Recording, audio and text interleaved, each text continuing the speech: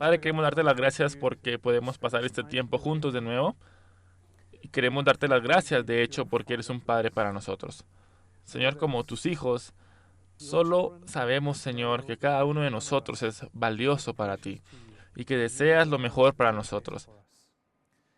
Y sé, Padre, que tal como has estado hablando en nuestras vidas en relación con los muros que hemos construido, Señor, te damos gracias porque tú deseas romper esas paredes por una razón y una sola razón, porque nos amas y quieres hacernos libres.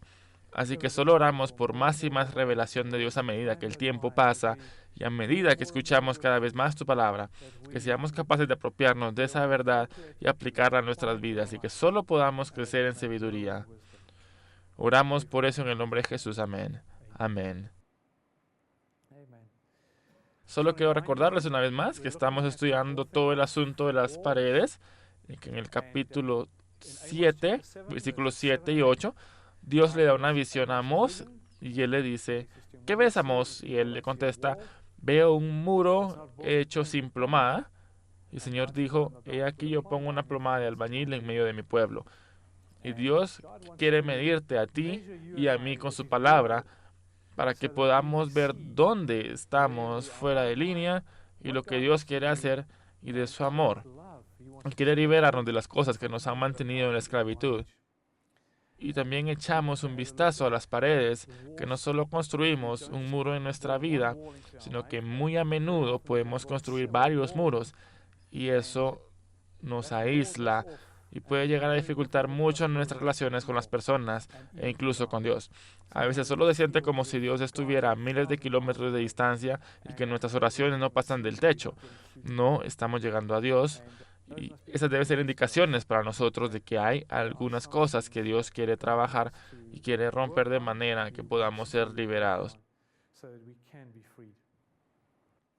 Ahora vamos a estudiar otra sesión, y la llamamos las uvas agrias. Queremos ver Ezequiel, capítulo 18, versículos 1 y 2. Ezequiel 18, versículos 1 y 2.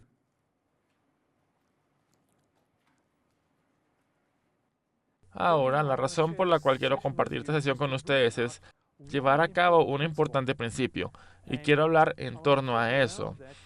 Debido a que ese principio es quizás una de las claves de por qué ustedes y yo estamos luchando en nuestras vidas y con nuestras personalidades, tenemos que entender que es una de las cosas a las que Dios quiere llevar sanidad a nuestras vidas. Pero Ezequiel capítulo 18, versículos 1 y 2 dice, vino mi palabra de Jehová diciendo, ¿qué pensáis vosotros los que usáis este refrán sobre la tierra de Israel? Que dice, los padres comieron uvas agrias y los dientes de los hijos tienen la dentera. Así que aquí hay un proverbio muy divertido para leer. Y Dios le dice a Ezequiel, Ezequiel, la gente está usando este proverbio en la tierra de Israel. Los padres comieron las uvas agrias y los dientes de los hijos tienen la dentera. Ahora, déjenme decirles que Dios habla a Jeremías acerca de exactamente la misma cosa. Pero Dios le habla a Jeremías y él cita este refrán también. Y luego Dios le dice a Jeremías, en aquellos días no dirán más, los padres comieron las uvas agrias y los dientes de los hijos tienen la dentera. Ya no existirá más. En otras palabras, Dios no está contento con lo que estaba viendo. Sin embargo, las personas lo estaban notando esto y se convirtió en un proverbio. Los padres comen las uvas agrias y los dientes de los hijos tienen la dentera. Este es uno de los modelos por el que podemos vivir. Nosotros lo llamamos el modelo de las uvas agrias. Ahora, ¿qué significa eso? ¿Qué crees que significa? Los padres comieron las uvas agrias y los dientes de los hijos tienen la dentera. Lo que los padres hacen afecta al niño. Muy bien. Miren, yo creo que ustedes pueden identificarse con eso en sus vidas. Muy a menudo hay un pasaje del padre para el niño. Lo que hace el padre afecta al niño. Esto era exactamente lo que estaban viendo. Los padres estaban comiendo las uvas agrias, que es algo amargo, es algo negativo, por lo que estaba notando que las cosas negativas eran transferidas de los padres a los hijos. Ahora bien, no estoy diciendo que todo lo que los padres transfieren a nuestras vidas es negativo, porque hay muchas cosas positivas. Estoy seguro que en cada una de nuestras vidas hemos recibido de nuestros padres y que nuestros padres tuvieron una maravillosa influencia sobre nuestras vidas.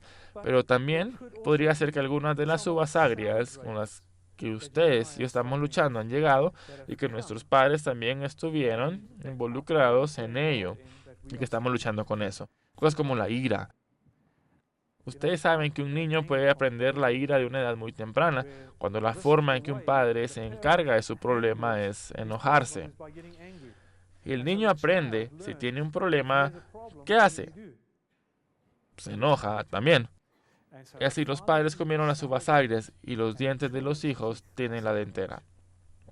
Pero hay una palabra muy importante aquí que voy a utilizar y que es modelar. Nuestros padres nos modelan muchas cosas. Muchas cosas, y para ustedes que son padres, creo que tienen que ser muy cuidadosos. ¿Cuántos de ustedes ya han dicho o escuchado a sus padres decir, o ustedes le dicen a sus hijos, no hagas lo que hago, haz lo que te digo? ¿Qué va a hacer el niño cada vez? Él va a hacer lo que haces y no lo que dices. Así que el modelado es muy importante. Aquí vemos algunos modelos negativos que toman lugar. Pero hay otro modelo que Dios tiene para nosotros en las Escrituras. Y creo que este es el proyecto original para la vida familiar. De nuestro caminar espiritual también. Vemos que en Deuteronomio capítulo 6, versículo 4, 7, 7, ya hemos leído estas palabras antes de esta mañana, en una de las sesiones, pero Deuteronomio capítulo 6 dice, Oye Israel, Jehová nuestro Dios, Jehová es uno. Y amarás a Jehová tu Dios con todo tu corazón, y de toda tu alma, y con todas tus fuerzas. Y luego continúa diciendo, y estas palabras yo te mando hoy, que están sobre tu corazón, y las repetirás a tus hijos, y hablarás de ellas estando en tu casa, y andando por el camino, y al acostarte, y cuando te levantes. Ahora permítanme examinar este modelo con ustedes muy rápidamente. Pero este es el modelo que Dios había planeado del principio para que cada persona debe experimentar. La primera cosa que se dice ahí, habla a los padres y que dice, amarás a Jehová tu Dios de todo tu corazón y de toda tu alma y con todas tus fuerzas. Ahora, una relación de amor con Dios es muy importante. Miren, podemos hacer muchas cosas, como he dicho antes también, pero lo que Dios quiere es tener una relación de amor con cada uno de nosotros. Ahora, ¿cómo podemos desarrollar una relación de amor con Dios? ¿Cómo podemos desarrollar una relación con las personas que nos rodean? Si ustedes desean desarrollar una relación con alguien, ¿qué hacen ustedes en la relación con esa persona? Lo primero que haces es pasar tiempo con esa persona, ¿es cierto? Y miren, con Dios no es diferente. Si quiero desarrollar una relación de amor con Él, lo primero que tengo que hacer es, necesito tiempo para pasar con Dios. Y así, pasar tiempo personal con Dios es esencial para crecer en mi relación de amor con Él. Y luego, si quieres conocer a alguien, ¿cómo llegas a conocerlos? Hablando con ellos, conociendo su carácter, ¿no es cierto? Bien, con Dios es lo mismo. Miren, tenemos que conocer el carácter de Dios. ¿Y cómo podemos llegar a conocer el carácter de Dios? A través de su palabra. Así que pasar tiempo a solas con Dios es importante. Pasar tiempo con su palabra es importante. Hablar es importante. La oración es importante. Así que Dios desea, como lo vemos en el versículo 5, ahí, amarás al Señor tu Dios con todo tu corazón, con toda tu alma y fuerzas. Y luego continúa diciendo en el versículo 6, y estas palabras que yo te mando hoy estarán sobre tu corazón. Ahora bien, ¿de qué está hablando Dios ahí? Dios está hablando ahí de la obediencia. ¿Cuántos de ustedes luchan con la obediencia? Hola, ¿están despiertos? Muy bien. Creo que muchos de nosotros pudimos haber luchado con la obediencia. Ahora, quiero darles una razón por la que luchamos con la obediencia. Miren, Dios nunca planeó que solo tomáramos su palabra y fuéramos obedientes a su palabra sin importar el costo y todo lo demás que va con eso. El plan de Dios siempre fue, a partir de una relación de amor, nos volviéramos obedientes a Dios. Y miren, muy a menudo tenemos esa relación de amor con Dios. Entonces la obediencia se hace difícil para nosotros. Entonces recuerden que la obediencia surge del amor y de una relación con Dios. Dios dice aquí, en el versículo 6, y estas palabras que yo te mando hoy están sobre tu corazón. En estas palabras, Dios le dice a los padres, ustedes deben obedecerme y obedecer las cosas que les digo a ustedes. Y luego el verso 7 dice, les repetirás a tus hijos y hablarás de ellas estando en tu casa, y andando por el camino y al acostarte y cuando te levantes. Ahora, miremos juntos todos los pasos de este proceso una vez más. Dios quiere que un padre construya una relación de amor con Él y luego camine en obediencia delante de Dios a medida que Dios pone su palabra en nuestros corazones. Y luego dice, la repetirás a tus hijos. Ahora, si un niño me dice que hay una madre y un padre que está caminando en una buena relación con Dios, está caminando en obediencia a Dios, ¿cuál va a ser el modelo para ese niño? Ahora, miren, ese es el modelo divino. Y eso es lo que Dios quiere que experimentemos. Ahora, quiero preguntarles, ¿de qué modelos provienen ustedes? Si nos fijamos en estos dos modelos, las uvas agrias o el modelo divino, ¿de cuál modelo vienen ustedes? Bueno, la mayoría de nosotros es muy probable que digamos, bueno, hay una combinación de ambos.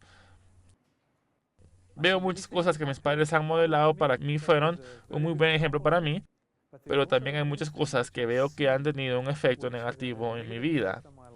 Y estoy luchando con algunas de las uvas amargas. Miren, del modelo divino hay una palabra muy clave que necesitamos en nuestras vidas. Ustedes y yo necesitamos algo en nuestras vidas. ¿Y qué es lo que necesitamos? Bueno, necesitamos un amor incondicional. Necesitamos a alguien que nos ame incondicionalmente. No por lo que hacemos, sino por lo que somos. Ahora, me pregunto, ¿cuántos de nosotros fuimos amados por lo que éramos en vez de lo que hemos estado haciendo? Y miren, esto pone mucha presión en un niño. Si él es amado por lo que hace, no es amado incondicionalmente.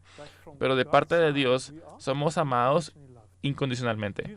Sabes que Dios te ama no porque le sirvas, sino porque Él te ama por una razón, y una sola razón, y es porque eres su hijo.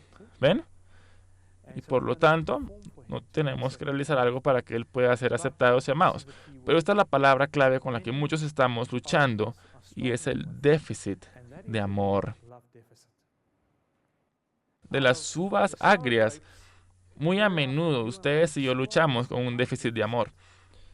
Creo que esta es una de las claves muy importantes del por qué las personas están luchando con sus personalidades. Porque no hemos sido amados incondicionalmente, sino por amor condicional. Y porque un déficit de amor. Si bien el déficit en realidad significa una carencia, por lo que en otras palabras estamos luchando con la carencia de amor, ahora en mi propia vida me podría identificar mucho con esto.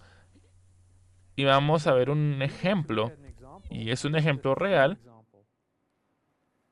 y este es un ejemplo de la historia militar de Estados Unidos, y ha sido registrado en varios libros también, por lo que no es solo un ejemplo de alguien que haya ideado, sino que es un ejemplo de la vida real, verdadero, y lo que vieron sucedido en un pueblo militar en los Estados Unidos. Ellos vieron que los niños de este pueblo estaban luchando con muchos problemas. Las madres se preocuparon por sus hijos, se acercaron a las autoridades, hablaron con sus maridos Y los maridos fueron a las autoridades y trataron de averiguar dos cosas. Ellos trataron de averiguar con qué estaban bregando los niños y por qué estaban luchando los niños. Y tomaron 200 niños de este pueblo desde las edades de 3 a 18 años de edad. Por lo tanto, era un espectro bastante amplio, de 3 a 18 años de edad, y también a 200 niños, y encuestaron y estudiaron a estos niños a fin de averiguar con lo que estos niños luchaban y por qué estaban luchando. Y surgió en ellos un patrón con el que los niños estaban luchando. Se dieron cuenta de que estas eran las cosas con las que los niños estaban luchando. Quiero ser muy franco con ustedes. En cuanto a mí, como les dije la vez pasada, nací en Pretoria. Es una región de Sudáfrica. Mi padre estaba en el servicio militar a tiempo completo. 6 meses después de que nací, mi padre abandonó el ejército y consiguió un trabajo en el que estaba fuera de la casa muy a menudo y donde solo estaba los fines de semana. Y nunca se dio cuenta de lo mucho que eso afectó mi vida. Donde la ausencia de la figura paterna en mi vida trajo enormes problemas a mi vida. Y una de las cosas que descubrieron en este ejemplo es que la razón por la cual los hijos combatían era debido a la ausencia de la figura paterna. Ahora, quiero mostrarles que, sin embargo, no es solo la ausencia de la figura paterna, sino la ausencia de amor o el déficit de amor del que hemos estado hablando, que puede producir muchos problemas en nuestras vidas. Ahora, vamos a ver muchas cosas como ejemplo de lo que ha crecido a partir de esto y lo que el investigador vio en la vida de estos niños. Una de las primeras cosas que vieron fue que estos niños estaban luchando con un montón de rabia y con mucha ira. Se trataba solo de un montón de ira incorporada en sus personalidades. Ahora me pregunto si a veces se enojan. Siempre entendemos que la ira es un mensaje para nosotros de que hay algo mal y Dios quiere lidiar con eso en nuestras vidas. Pero no siempre entendemos el mensaje que hay detrás de estas cosas. Pero hay 3 palabras clave como se trata de la ira. La primera es frustración, la otra es abandono y la tercera, herida. Creo que la primera es bastante obvia, que muy a menudo experimentamos la ira de la frustración. Cuando nos sentimos frustrados por algo, nos enojamos por la situación, pero en ese ejemplo de los hijos de militares, ¿por qué creen ustedes que los niños se frustraron? Porque querían que su padre estuviera ahí, tener una relación con él, pero el padre no estaba ahí. Y miren, eso hizo que los niños se sintieran descuidados. Tenemos un problema muy a menudo en nuestras sociedades. Y el problema es que tenemos esta mentalidad. La madre está ahí para cuidar a los niños y para criar a los hijos, y el padre está ahí para ganarse la vida. Ahora, quiero decirles que esto está tan lejos de la verdad como sea posible. Escúchenme, un niño necesita tanto de su madre como de su padre. Y en la medida que el niño se siente abandonado, en esa medida va a desarrollar la ira en su personalidad. Otra palabra clave cuando se trata de la ira es herida. Y esto el Señor simplemente me lo reveló un día en mi propia vida. Estaba luchando con un montón de heridas, con mucha ira en mi personalidad. No sé, ¿alguna vez has visto a una persona que siempre está enojada? No importa si tratas de ser amables con ellos o bueno con ellos, siempre están enojados. Bueno, ese era el tipo de joven que yo era, o el niño que yo era. Y Dios comenzó a revelarme algunas de estas cosas y empecé a ver un patrón formándose en mi vida. Y quiero que ustedes vean esto. No tengo esto en el retroproyector, pero quiero que veas esos 3 ladrillos. El primer ladrillo es el dolor con el que ustedes y yo estamos luchando. Luego, en la parte superior de ese ladrillo más grande está el ladrillo de la ira. Mire, cuando nos lastiman, muy a menudo por nuestro dolor, nos enojamos con la persona o la situación que nos ha herido. Y entonces, si no nos ocupamos de esta ira, entonces un ladrillo más grande se ubica en nuestra vida. Y ese ladrillo es el del resentimiento, el odio, y así sucesivamente. Y así muchas de las cosas con las que luchamos, como el resentimiento, el odio, la ira en nuestra vida, ¿de dónde provienen? De las heridas. Y eso fue un reto para mí en mi propia vida. Un día, mientras estaba sentado delante del Señor y diciéndole al Señor, Señor, solo muéstrame algunas de las raíces de estas cosas de mi vida, Dios me dijo, la raíz de esta rabia en tu vida es la causa de tus heridas que hay en tu vida. Así que estas son realmente 3 palabras clave. Ahora, creo que también en una iglesia a veces tenemos la idea de que como cristianos no debemos enojarnos. ¿No es así? Un cristiano no debe enojarse. Entonces, ¿qué debo hacer cuando me siento frustrado, descuidado, herido y la rabia brota? Bueno, entonces empiezo a sonreír a la gente, pero por dentro estoy hirviendo. ¿Te das cuenta? Me encanta lo que dice Floyd McClung. Floyd McClung dice que es como andar con una carga y es como una bolsa sobre nuestros hombros. Y cada poca rabia o frustración que tiramos en esta bolsa, miren, no nos ocupamos de ella. Simplemente la echamos en la bolsa y entonces un día alguien nos dice una pequeñez mala y luego nos tomamos semanas y meses de heridas y de frustración. Y son semanas y meses y nos descargamos. Creo que lo más probable es que hayamos experimentado eso. Solo explotamos y parece que apenas una pequeña cosa nos hizo explotar, pero no vemos o no hemos visto todas las otras cosas que se han amontonado detrás de eso. Y también lo que experimentamos en cuanto a otras personas es muy a menudo donde nos sentimos, caray, lo que dije, lo que hice, que era casi muy pequeño en comparación, pero luego tenemos la roma de su enojo por cosas que nos han amontonado y apilado. Ahora, tenemos que aprender a manejar nuestro enojo de una manera sana, y de eso vamos a hablar, pero hay muchas cosas que podemos hacer para manejar nuestro enojo de una manera sana. La primera es asumir la responsabilidad de mi ira. Dígame, ¿alguien puede airarlos? Me encantaba decir, mi esposa me hace enojar, pero ¿realmente puede ella hacerme enojar? ¿No? Ella no me puede hacer enojar. Miren, el enojo es problema mío. Está adentro. Ella dijo o hizo algo que tocó algo dentro de aquí. Mi rabia es mi problema. Así que no puedo decir que alguien me hace enojar. Así que tengo que asumir la responsabilidad personal, una vez más, por las cosas con las que estoy luchando y no tratar de culpar a los demás por las cosas con las que estoy luchando. Y luego, naturalmente, ser honesto y abierto y así. Son otros principios que nos pueden ayudar a lidiar con nuestra ira de manera apropiada. Ahora, creo que lo que voy a poner aquí es muy bien conocido por todos nosotros. Crimen.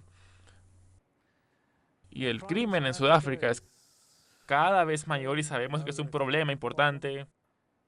Pero miren, lo que no siempre vemos es que la delincuencia es muy a menudo cometida por personas heridas y airadas. Y no lo estoy excusando, no estoy diciendo que está bien, sino es bueno que nosotros entendamos eso. Que muy a menudo un problema social de rabia e ira es el crimen. Otra de las cosas que vieron en las vidas de estos niños era que existía negación y fantasía.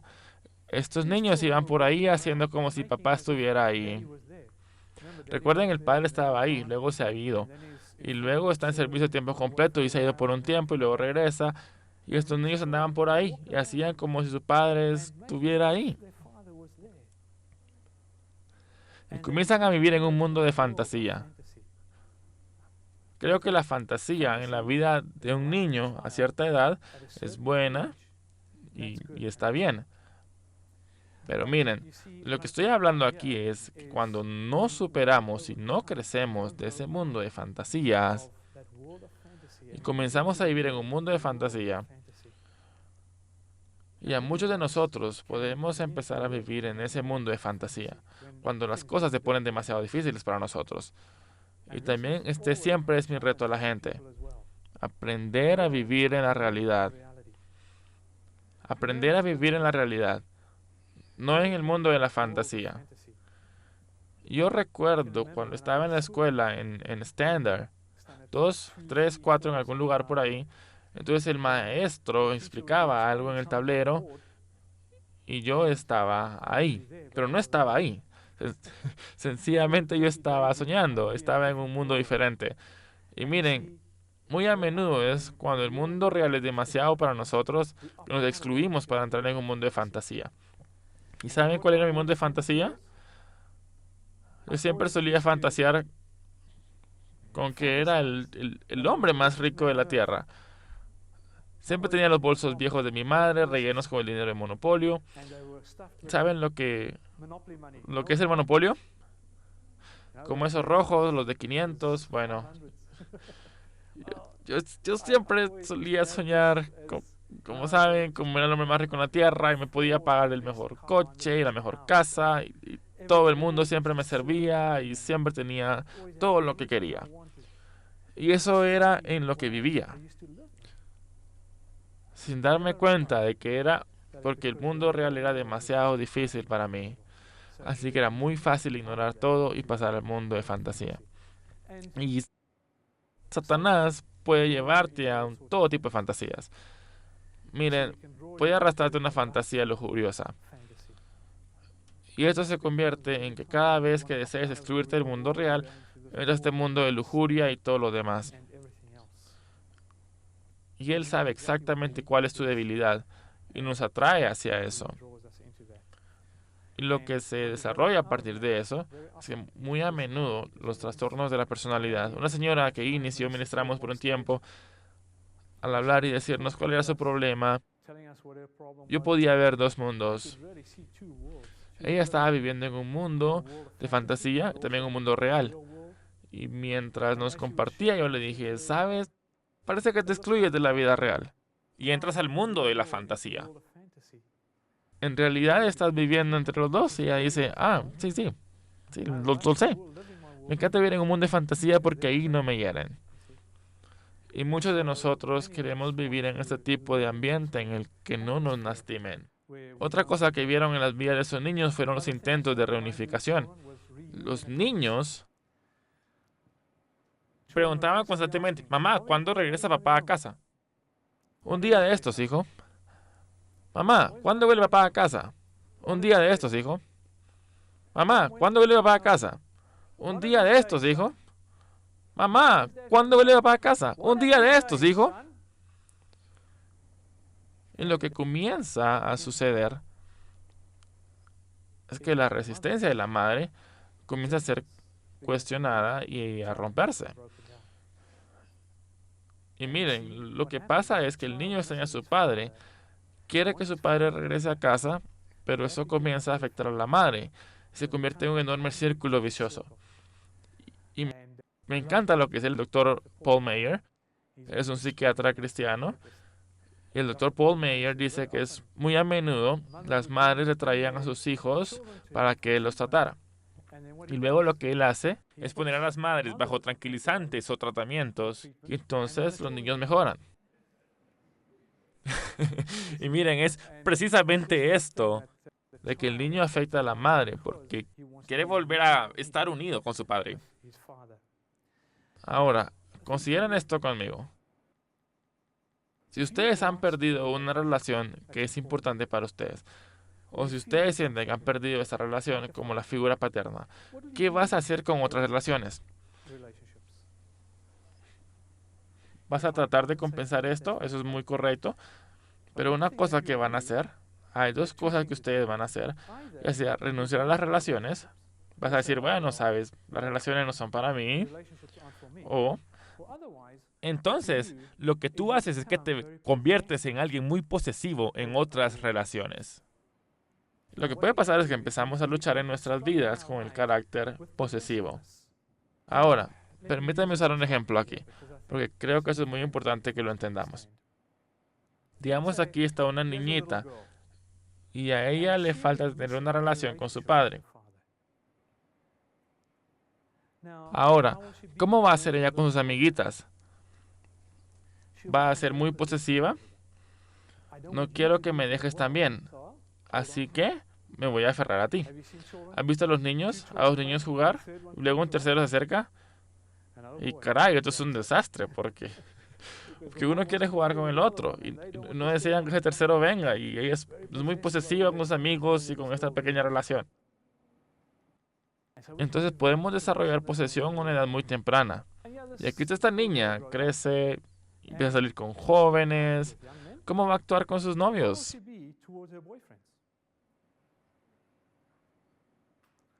También es muy posesiva.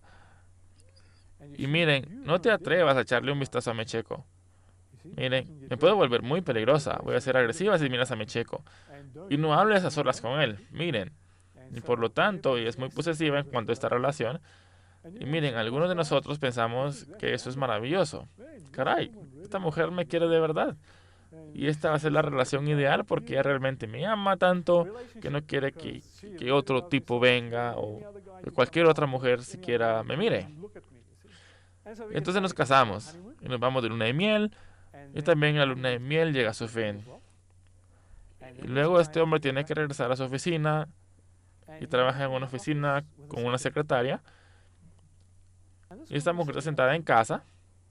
Ahora, ¿qué creen que va a pasar por su mente? Me pregunto lo que está haciendo. Me pregunto si él está trabajando solo en su oficina. Y miren, me podría identificar mucho con eso. Después de que Inos y yo nos casamos, yo trabajaba como ingeniero en Johannesburgo y ella era ama de casa. Y luego, como a eso de las 10 o 11 de la mañana, yo me pregunto qué estará haciendo mi esposa, estar en casa. Y esa presión se acumula y entonces llamaba por teléfono. Hola, Inus. ¿Estás en casa? Ah, bien. Nos vemos. ¿Ven? Y luego, alrededor de las 6 de la tarde me preguntaba, ¿qué estará haciendo? Seguramente no está haciendo las tareas del hogar y todo lo demás. Me pregunto qué está haciendo. Y luego otra presión comienza a surgir, ¿ven? Y luego llamaba por teléfono de nuevo. Hola, Inus, ¿estoy en casa? Sí, estoy aquí. Ok. Bueno, nos vemos. Adiós. Déjenme que les cuente de mi experiencia personal, pero también de mi experiencia de consejería. La posesividad destruye las relaciones. Miren, cualquier posesión en donde poseemos a las personas, no les damos espacio para ser ellos mismos y poder vivir. Y logra exactamente lo contrario de lo que queremos lograr, porque matamos esa relación en lugar de desarrollarla. Pero permítame mostrar esa relación con esta mujer un poco más, porque hay otro punto muy importante. Digamos que esta mujer lucha con este espíritu posesivo y su esposo llega a casa por la noche y le ha tenido un duro día de trabajo y se arranca los zapatos, se sienta y se relaja y quiere simplemente disfrutar de una taza de té o algo así. ¿Qué hace su esposa? Viene y se para junto a él. Quiere saber todo lo que hiciste hoy, momento a momento. La verdadera razón no es porque ella se preocupe por lo que pasó, sino porque tiene miedo de perder esa relación. Y ahora ella podría tener un hijo. ¿Qué va a hacer esta mujer con este niño? También se vuelve muy posesiva con el niño. Y se ve que es entonces parte de las uvas agrias que transfieren de una generación a otra. La madre es posesiva y se vuelve posesiva con el niño y casi ahoga al niño. Y muy a menudo le digo a las madres, madres, aprendan a ser madres y no sofoquen. ¿Se dan cuenta? Pero ahora esto es importante. Es posible que ustedes hayan estado en el lado equivocado de la posesión. No es que ustedes posean, sino que han estado en el lado equivocado de la posesión. Es decir, que tu madre o tu padre eran muy posesivos contigo. ¿Y sabes lo que va a suceder con tu personalidad? Entonces, vas a luchar para desarrollar tu propia personalidad. Ustedes van a luchar para desarrollar su propia individualidad. Y miren, casi te conviertes en otra persona porque esa persona quiere que seas esa persona. Y entonces, digo esto por dos razones. Si hay alguna posesión en tu vida, Dios quiere romper eso. Pero si ha habido alguna posesión en tu vida, Dios quiere liberarte de eso. De modo que tú puedas comenzar a desarrollar tu propia personalidad y lo que realmente eres. Así que eso puede ser muy perjudicial para la personalidad. Otra cosa, creo que para la vida de estos niños, es que había mucha culpa. Ahora, ¿por qué creen que los niños se sentían culpables? Sentían culpables porque pensaban que era la razón por la que su padre no estaba ahí. Luchaban con una falsa culpa. Ahora, nosotros podemos luchar con los tipos de culpa. Una culpa verdadera o una falsa. Y cuando luchan con la verdadera culpa, bueno, cuando has hecho algo mal, Dios te convence y el Espíritu Santo es muy específico en compartir contigo lo que has hecho mal. Entonces, tenemos que sentirnos culpables porque esa es la manera en que Dios quiere que entendamos lo que hemos hecho mal y cómo corregirlo. Pero quiero decirles simplemente que muchos cristianos están luchando con todo tipo de falsa culpa. Hay muchas formas de culpabilidad falsa con la que podemos estar. Permítanme compartir unos ejemplos. Me pregunto cuántas veces en nuestro ministerio de consejería, jóvenes se nos acercan y nos dicen algo así. Mira, cuando yo tenía 11 o 12 años de edad, mis padres se divorciaron. Pero desde el día en que se divorciaron, me sentí culpable por la ruptura de su matrimonio. Miren, lo que el niño no entiende es que mamá tenía problemas, el padre tenía problemas y que ellos no pudieron resolverlos. Pero lo que el niño ve, mira a su padre y para él, el padre es una figura perfecta.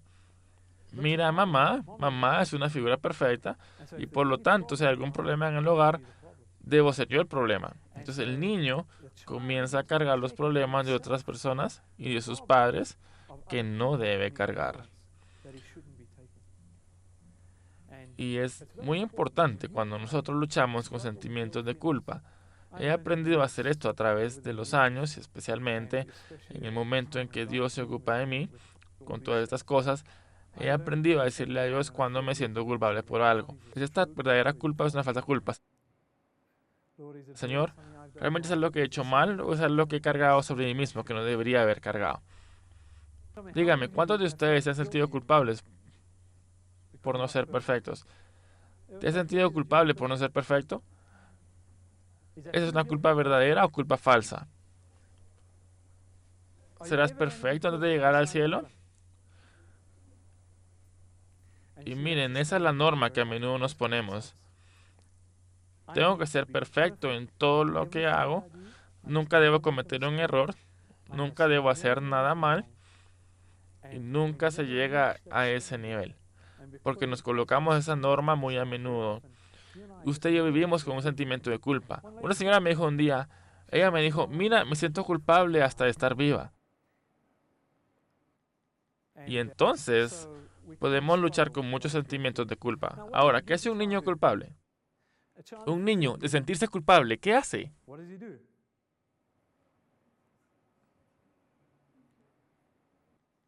Trata de huir, esconderse, no quiere mirarte a los ojos. ¿Eso es cierto? Pero hay una cosa muy importante que tenemos que entender también. Un niño, cuando se siente culpable, muy a menudo también se porta mal. Miren, a menudo malinterpretamos el mensaje de un niño mal portado.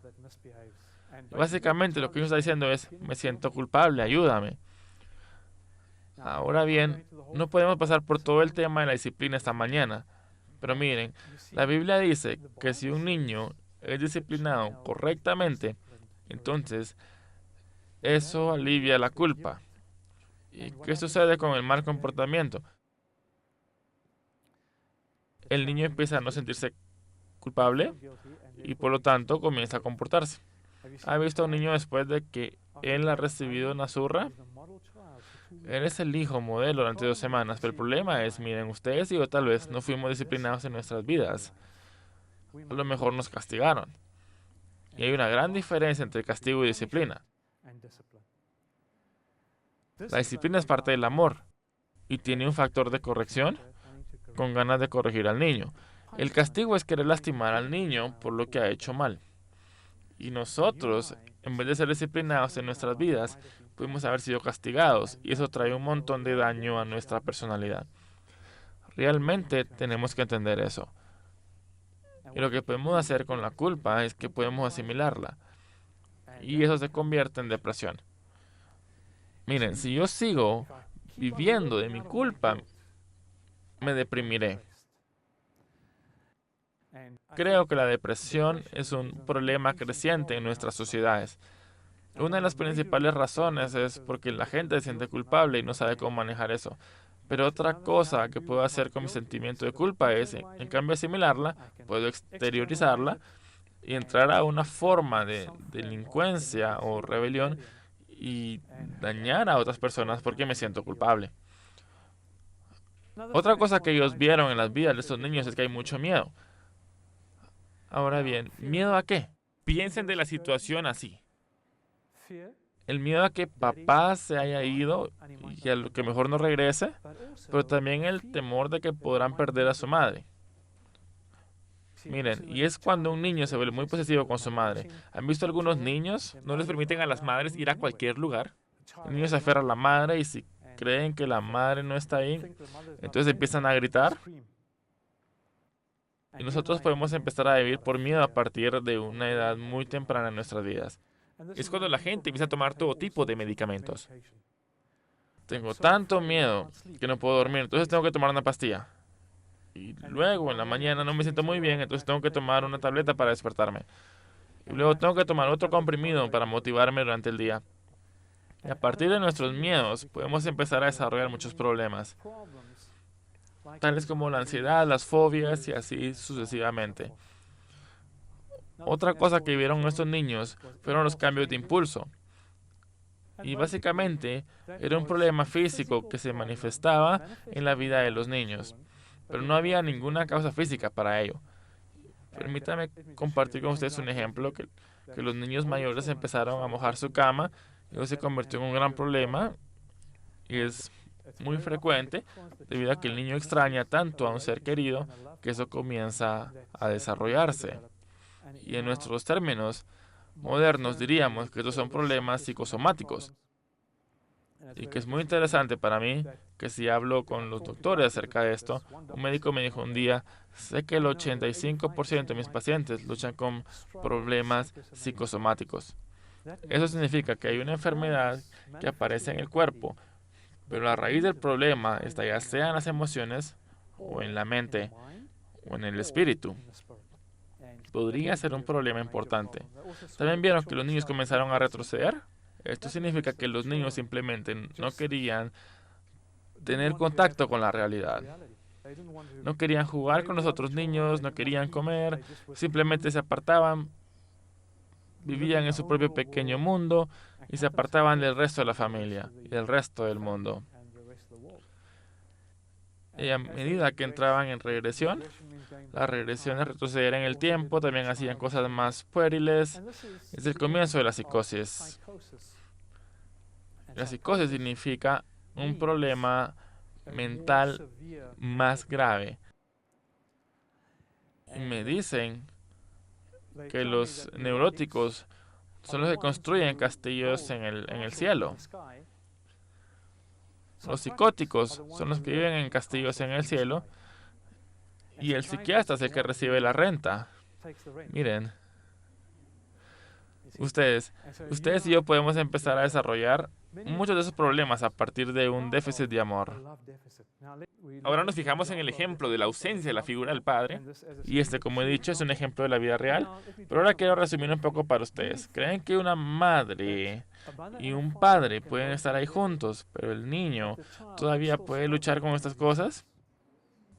Sí. ¿Por qué? Porque no es la ausencia de la figura, sino la ausencia de amor. Y miren, eso es lo vital para usted y para mí. A partir de nuestro déficit de amor, podemos luchar con muchas de esas cosas. Y muy a menudo vemos esto como un patrón en la vida de los niños que salen de un hogar alcohólico, donde la madre y el padre, o ambos, son alcohólicos. Este patrón es muy frecuente. Solo para cerrar, permítame decir que este es también el modelo con el que ustedes tienen que trabajar cuando se ha perdido un ser querido. Se ve muy a menudo cuando un familiar ha muerto, hay ira, y muy a menudo ira hacia Dios. ¿Cómo puede permitir Dios esto en mi vida? Y luego quiero volver a reunirme con esa persona. Fantaseo que esa persona no está realmente muerta. Me siento culpable por no haber hecho lo suficiente para esa persona. Y así sucesivamente. Ahora, ¿qué estoy tratando de decirles a través de esto? Y quiero que escuchen esto. Lo que estoy tratando de decirles es que si están luchando con un déficit de amor, que es como perder a esa persona de la que esperan amor, es lo mismo que haber perdido a esa persona a través de la muerte. Miren, eso tiene un efecto traumático en la vida y en la mía. Y es porque eso que mientras luchemos con nuestro déficit de amor, vamos a seguir luchando por el resto de nuestras vidas. Pero ¿no les alegra que Dios responda a esto?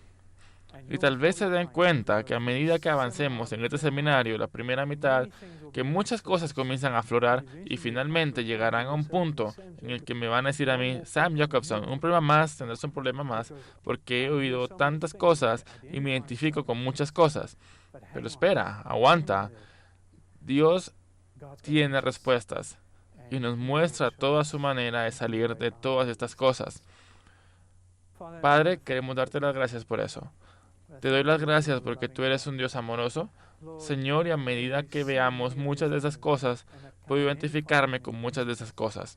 Señor, yo sé que quieres tomar nuestra mano esta mañana y decir, yo soy tu Padre, te voy a enseñar el camino de salida de todo esto. No tienes que lidiar con todas las dificultades, con tus problemas por el resto de tu vida. Te alabamos por eso. En nombre de Jesús. Amén. Amén.